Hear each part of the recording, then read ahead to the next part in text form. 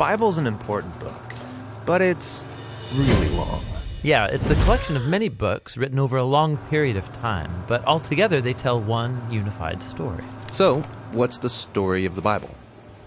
Well, it begins by introducing us to a beautiful mind, the author of all reality, a being called God. And he has the power to take the dark chaos of the uncreated world and bring about order and beauty and a garden full of life. And to crown this accomplishment, God appoints these creatures called humanity, Or in Hebrew, Adam. and they're made as God's image. Which means that they're commissioned to rule this beautiful world on God's behalf by harnessing all of its potential and creating even more beauty and order. This is a story about humans using their power to do meaningful, life-giving work.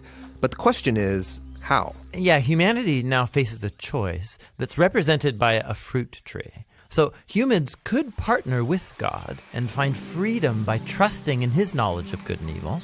Or They could seize power and define good and evil on their own, which, God warns, will kill them. and they hear the voice of a dark, mysterious creature that tells them the choice is simple. Take the fruit. It'll give you power and freedom to rule the world on your own terms. And so they seize this knowledge, and as a result, they become suspicious and self-protective. It leads to fractured relationships, violent power grabs, and ultimately, a whole civilization, Babylon, that has redefined evil as good. And so, God scatters this corrupted human project.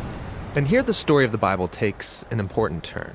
We zoom into the story of a man and a woman who come out of Babylon, Abraham and Sarah. Yeah, God promises that from them will come a new people, a nation that has another chance to make the right choice. And if they succeed, it will open up this new way forward for the rest of humanity. And this is why the rest of the Bible story is about this family. And it does not go well.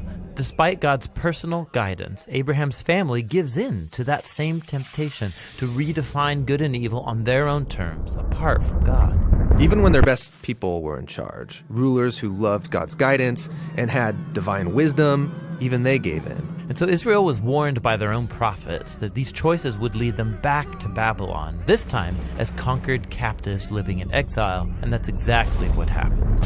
So even with God's personal guidance, Israel fails. Who can succeed? Well, the prophet said that the story wasn't over. God's going to send a new leader to Israel to cover for their failures and to transform the people's hearts and minds so that they can make the right choice. And so the part of the Bible called the Old Testament ends, and these promises are left hanging. And then the biblical story continues into the New Testament. We're introduced to a man who comes from the line of Israel's kings, Jesus of Nazareth. And he said that he was bringing all these promises to their completion. He confronted that dark, mysterious evil that all humanity has given into and resisted its power. And then he announced that God had arrived to rule the world through himself.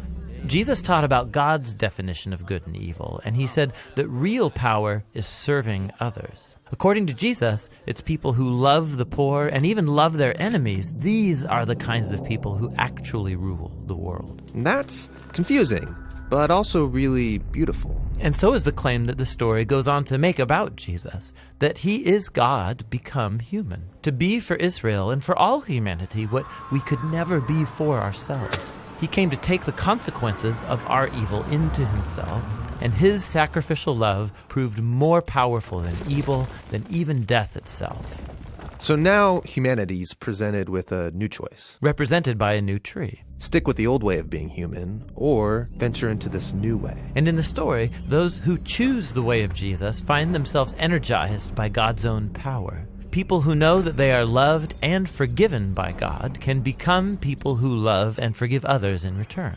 The Jesus movement quickly spread throughout the world, forming these new communities of people who follow the way of Jesus. But they faced problems. There was persecution from the outside by people in power, and inside there was confusion, even compromise. Yeah, because following Jesus is really hard. And so the movement's leaders, called apostles, they wrote letters to comfort and to challenge these communities to stay faithful to the difficult way of Jesus. And they're called to hope for the day when Jesus will come and change everything. And so the Bible ends by pointing to the future day, when all wrongs are made right, when evil is eradicated, heaven and earth are united, and humanity can rule the world together in the love and power of God. Okay, so that's the story of the Bible. and it brings all of these books together. But what's interesting is that each book contains a different kind of literature that contributes to the story in a unique way. And that's what the next video will begin to explore.